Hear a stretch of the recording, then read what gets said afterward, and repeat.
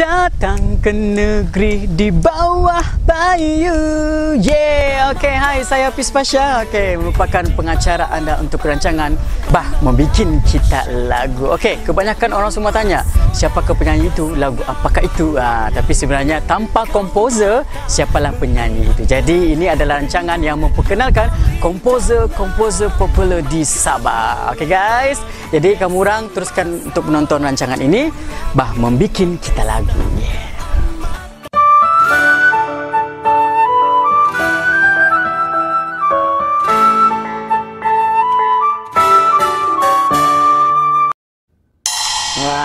Oke, hai, bersama dengan saya lagi Hafiz Pasha dalam rancangan Bah Membikin Kita Lagu. Kali ini kita bersama dengan legend rocker Sabah, merupakan komposer dan juga beliau merupakan ada band, band yang sangat popular di Sabah.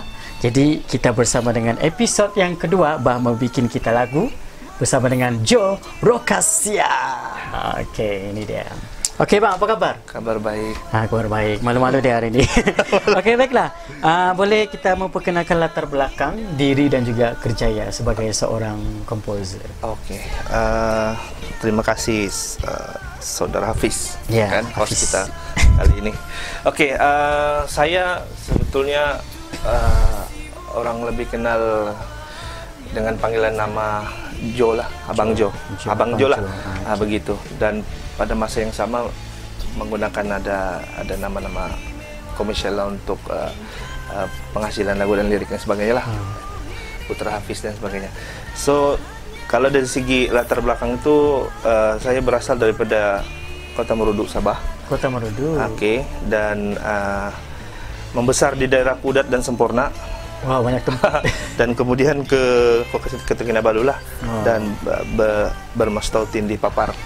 Orang rumah pun orang Papar kan. Oh, jadi memang sekarang ini menetap di Pengalat lah? Ya, di Pengalat. Oke, itu antara selain sebagai komposer, abang bekerja sebagai apa? Oke, tugas hakiki saya sebenarnya sebagai penjawat awam lah di Institut Sabah, di Pusat Kerjaya dan Alumni sejak 2001 lagi lah. 2001. Oke, itu dia sedikit terbelakang diri dan kerjaya Abang Joe, oke? Ya. Jadi sekarang ini mau tanya, sudah berapa lama terlibat dalam seni musik? Oke, untuk kalau bilang orang macam soalan yang saya nanti-nantikan lah. Sebab kalau bilang pasal seni musik ini secara bilang orang asalnya memang dari bangku sekolah lagi lah.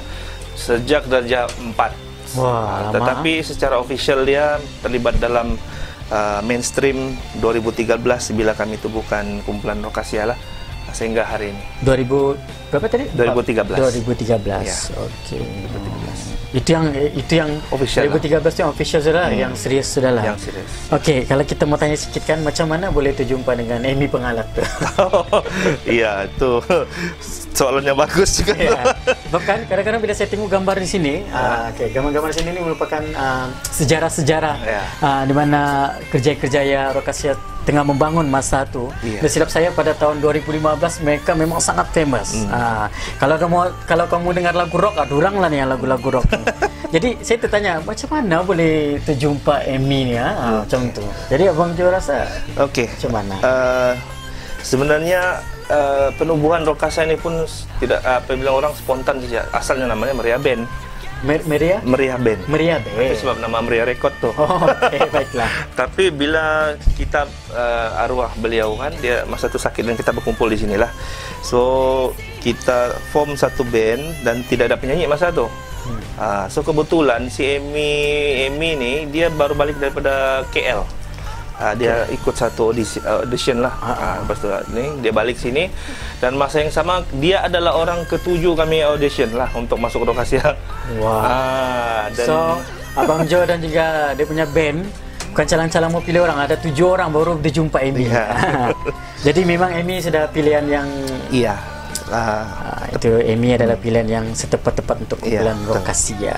Okey bang, jadi kenapa pilih bidang seni? Okey. Seni ini sebenarnya ada terharu sikit lah kan pasal actually selepas arwah mem saya lah kan, mama saya minta kami untuk bergabung balik untuk bermusik. So kalau ikut betul selepas saya berumah tangga tuh, kami gantung stick sudah, bah. Saya gantung stick, tidak mau sudah dalam bukanlah tidak mau bilang orang ke kehidupan yang lebih adalah kan berumah tangga dan sebagainya. Tapi oleh karena itu kan atas permintaan arwah beliau, dia minta kami perform. Jadi so kami teruskan dan kami telah puaskan permintaan itu pada penghujung 2012 satu program yang dianjurkan di Tanjung Aru lah. Itulah pertama kali kemunculan Rokasia 31 hari bulan 12 2012 di Tanjung Aru. Wow. Tapi masa tu Amy dia belum lagi lah.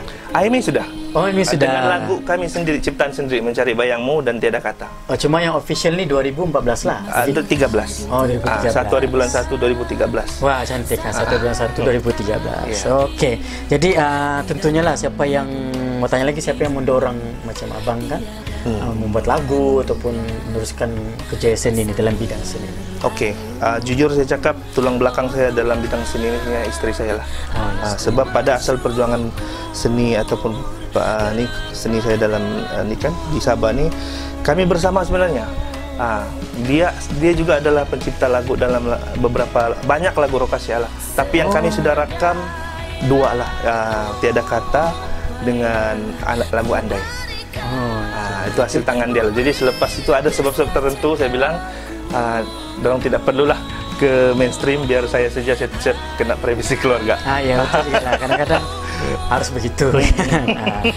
Tapi itu kebiasaan lah kan. Jadi tapi itulah kadang-kadang ramai orang tidak berapa kenal sebenarnya komposer-komposer. Yang ada kenal pun mungkin penyanyi-penyanyi kan, sebab mereka memang mencari lagu daripada komposer-komposer kita.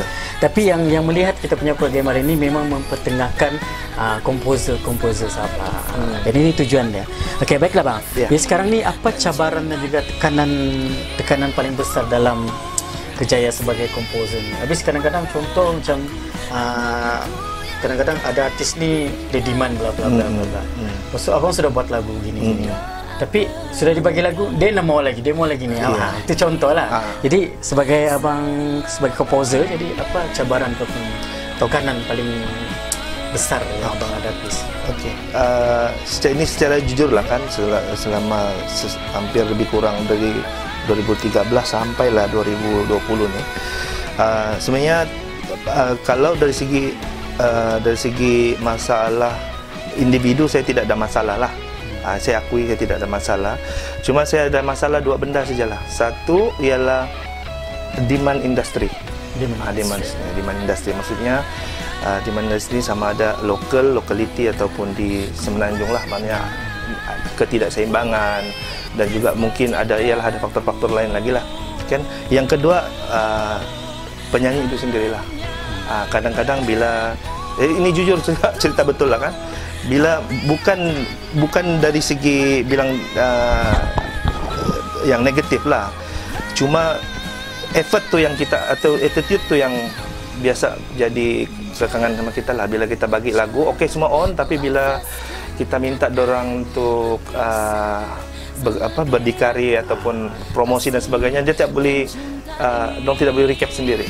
Perlu bergantung dengan kita. So itulah kekangan dia lah. Ya betul, sebab kan kebanyakan soalnya komposer dia sudah penat lelah kan buat lirik, buat lagu, mau promosi macam mana sepenuhnya di studio yang macam kalau boleh 24 jam lah kan di studio. Tapi artis ni sebenarnya perlu apa orang bilang bagi kerjasama juga sebenarnya, memainkan peran utama. Sebab dia penyanyi kan, dia kena promosi lagu dia macam tu lah. Kebanyakan memang ada masalah itulah kan. Okey, itu memang beri cabaran lah. Jadi secara peribadi bang, apa pencapaian yang abang perolehi selama dalam bidang seni ini? Okey, kalau bercakap tentang anugerah, tentang apa dan sebagainya tu, so far memang saya masih lagi merangkak lah kan. Saya banyak lagi dalam proses lah memproduce lagu. InsyaAllah lah ada rezeki, mudah-mudahan sampai juga lah rezeki itu kan. Tapi kalau dari segi pencapaian, dari segi material ataupun bilang orang income, secara jujur kami pernah meraih lagu sampai hampir lebih kurang 30.000, bukan 25, 20.000 gitulah, 20% daripada satu lagu, ringtone dan sebagainya. Dan pernah lagu-lagu kami ini sudah tembus ke Indonesia lah, di Bandung dan di Singapura dan di Brunei lah, itu dalam sekitar 2013-2014. Cuma bagi saya yang saya rasa saya keep on track bahwa the best achievement saya bila saya dapat material dari segi inilah, dapat uang ringgit dan sebagainya, bonus dan sebagainya, dan juga brand lah. Dan itulah telah menyebabkan kami ada networking sampai sekarang lah di Semenanjung. Dan banyak kali lah, ada lebih kurang 6-7 kali lah yang secara official kami pernah perform di 6 kali lah, saya boleh cakap 6 kali di Semenanjung lah. Dan ada tapi mungkin ada soalan-soalan lain lagi kali Kak. So, ada juga saya mau share lah.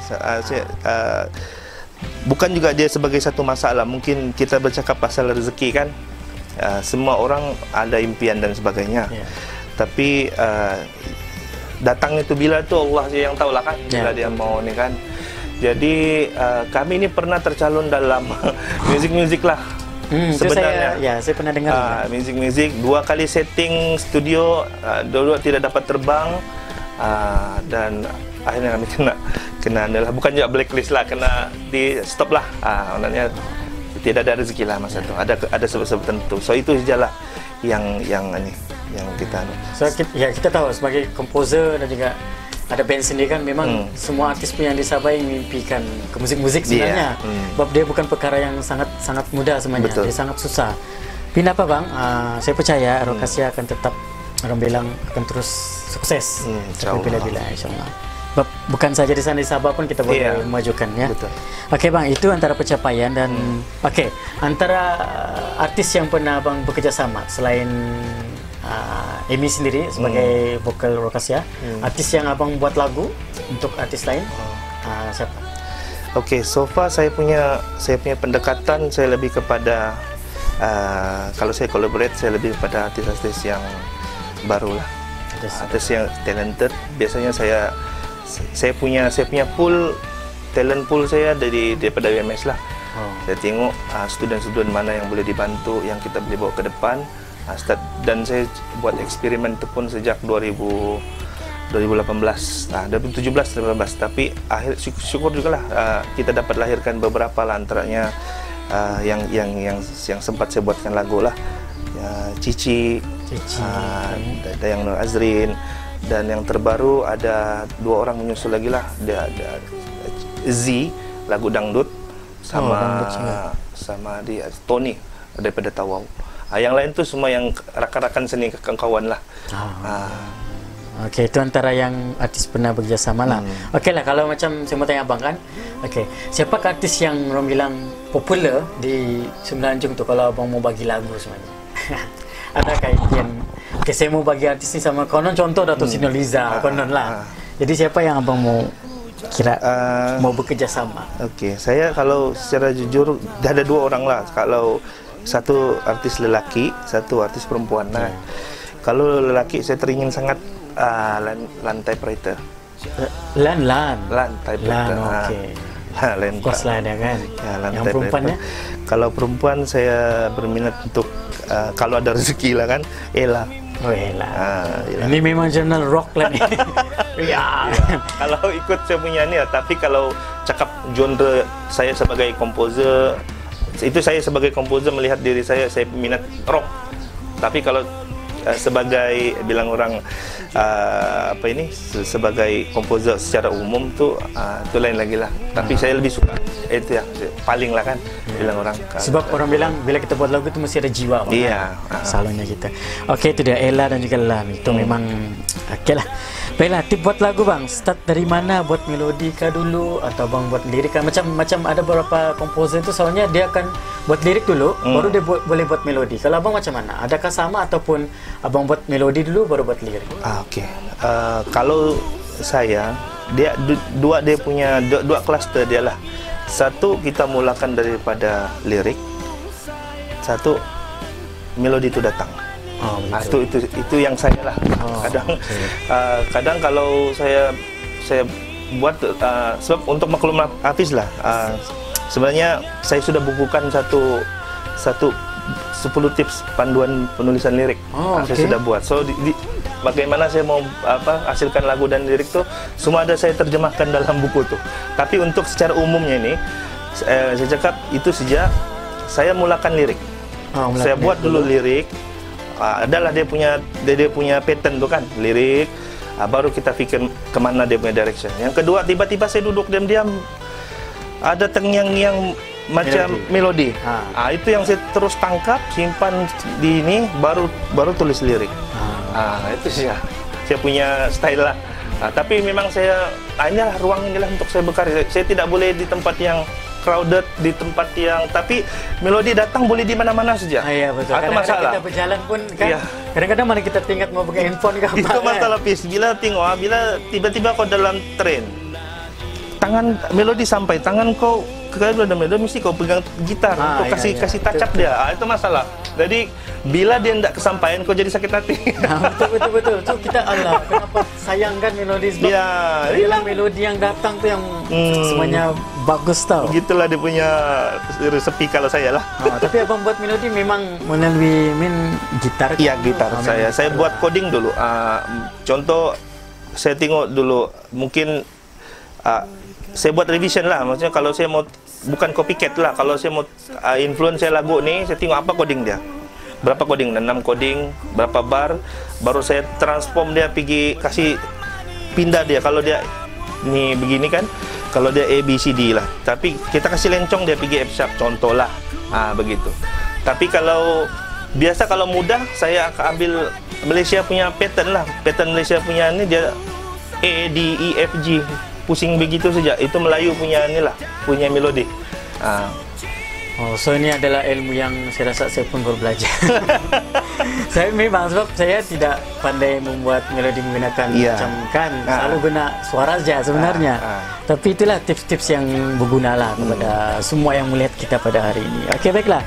So bang, nasihat abang pada orang yang baru mau start buat lagu ni.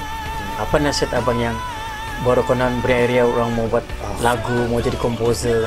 Jadi apa sedikit nasihat lah kepada yang melihat kita. Terima kasih Hafiz. Pada saya lah, kalau saya mengambil diri saya selipat saya lah kan, diri saya, pengalaman saya. Bila sebenarnya dalam banyak-banyak tulisan saya pun sudah cakap bahawa bidang komposer ini adalah satu future punya kerjaya yang akan bilang orang booming lah, sebab selagi telinga kita ni mendengar muzik, selagi itulah industri akan terus berkembang, melainkan tidak ada radio dan sebagainya. So ambil peluang. So jadi kalau sesiapa yang berminat untuk terjebak lah ataupun melibatkan diri dalam bidang ini, saya sangat support dan satu usaha yang baik. Cuma bila kita masuk ke dalam bidang ini jangan terjun lah, jangan terjun. Persiapkan diri dulu dengan ilmu-ilmu asas. Maksudnya bila kita masuk kita kena tahu apa tema dia, apa bait, apa itu semua dan sebagainya. Kena ada ilmu, at least asas. Baru kau fikir pasal passion, minat. Jangan hangat-hangat ayam. Kemudian luaskan coverage networking. Itu paling penting. Jangan bilang kau duduk kalau kau di Meria, saya di Meria saja, saya tidak boleh berkawan dengan Hafiz, saya tidak boleh berkawan dengan mana-mana komposer, Nazri dan sebagainya. Itu kena tolak tepi. Sebab humble boleh, tapi jangan bilang orang sampai kita meletakkan diri kita, bila kata satu dua karya kita meletup, kita rasa kita best. Ini tidak. Orang lain pun ada masa dia juga. So itulah antara dia. Kena ada ilmu asas, kena baiki attitude tu, sikap tu, dan sentiasa buat networking lah dengan jangan malu-malu lah. Itu betul, okay? Kena ada ilmu guys. pada yang baru-baru mau buat cipta lagu, mau apa orang bilang, jadi seorang komposer, kena ada orang bilang target lah sebenarnya kan, tidak boleh terburu-buru. Okey, baiklah bang, ini soalan yang terakhir sebenarnya dari kami. Okey, baiklah, apa pengalaman manis sepanjang abang jadi komposer? Okey, bilang orang kalau setiap orang ada dia punya pencapaian lah kan, dia punya pencapaian, itu terpulang macam mana dia punya range lah bagi dia, sama ada dia dapat anugerah itu yang dia rasa the best, atau dia dapat uang itu dan sebagainya. Tapi masing-masing ada dia punya pendekatan lah. Tapi bagi saya pengalaman manis bila saya jadi komposer ni, bila kita dapat kembangkan kita punya bakat lah, yang mungkin orang sebelum ni orang tidak tahu, rupanya dia gitu, dan kita pun boleh lebih kreatif bila orang sudah mula faham kita, dan kita pun ada minat yang bagus. Sebenarnya bagi saya itulah yang pencapaian yang saya rasa, sebab saya kena jujur dengan diri saya lah, sebab saya belum mencapai apa-apa dan sebagainya. So bagi saya setakat ini yang paling the best kenangan manis,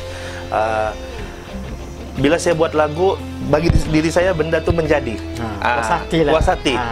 Bila keluar, okey. Soal ialah saya kena fikir orang punya point of view orang macam mana. Tapi bagi saya terasa tidak rugi bila saya melabur ataupun bila saya berkolaborasi dengan orang, lagu itu bukanlah kita bilang booming apa, tapi itu bagus lah. Bagi saya itu sudah memadai buat masa inilah. Yang penting puas hati kan, sebab lagu pun sudah. Ini yang saya tahu sebenarnya Lokasia ni antara band yang lagu-lagu dia boleh sampai ke Indonesia. Tidak ramai yang sebenarnya komposer-komposer di Sabah yang boleh sampai lagu dia tembus di Indonesia. So ini antara yang salah satu juga pengalaman manis sebenarnya rasa, kan? Jadi selain lagi lagu-lagu yang selalu diputar di radio, itu juga antara menjadi satu kebanggaan setiap komposer kita. Okey bang, jadi mana kita ada game. Mana-mana setiap rancangan dan episod, ini adalah episod kedua bersama dengan Jo Rokasia. Abang diwajibkan untuk mencabut envelope ini. Alamak, salah. Okay. Lupa sudah warna. So saya akan memutar-mutar. Okey, ada warna pink, ada warna biru, dan warna apa nih? Hijau. Sudah. Ini merupakan soalan jurnal yang mereka diwajibkan untuk memilih salah satu envelope, dan apa lagu jurnal yang mereka akan buat lagu secara apa orang bilang spontan. Okey, jadi dengan ini kita mencabut salah satu. Aduh, cabut lagi. Inilah supaya nampak. Aduh, macam betul. Biru. Okey. Sila bang. Apakah jurnalnya? Aduh, macam di terayak ni tahu? Terayak. Slow rock. Ini slow rock. Kasih tengok kamera. Okey, slow rock. So Abang Jo kena buat satu lagu spontan slow rock, sebab seorang komposer dia kena terus apa orang bilang, kena direct lah. Okey, boleh bang? Boleh. Okey. Tapi tidak panjang lah kali kan? Okey, boleh. Janji buat. Okey, kita dengarkan lagu game yang dapat slow rock. Okey, macam saya cakap tadi, contohlah kita ada satu influence lagu tu, contoh lagu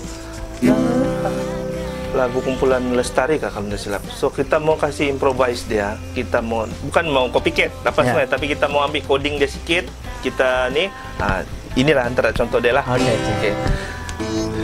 Apakah aku yang harus rela bersedia dikala hatiku merasa gundah, tiada lagi pesanan untuk ku beri padamu. Hidup ini hanya Itu dia Abang Jo Rokasia. Okey, lulus. Lulus. Jadi apapun saya Pasha dan juga tim Nazri Kausar, Nazri juga Kamal Kausar, iaitu S Nazri Studio, dan juga buat Abang Jo, terima kasih kerana sudi bersama dengan kita punya program, kita punya rancangan ya. Jadi apapun semoga Abang Jo dan juga band Rokasia akan terus sukses sampai bila-bila, dan orang bilang terus berkembanglah daripada segi penciptaan lagu. Okey. Dia apapun terima kasih banyak-banyak, sampai kita jumpa lagi.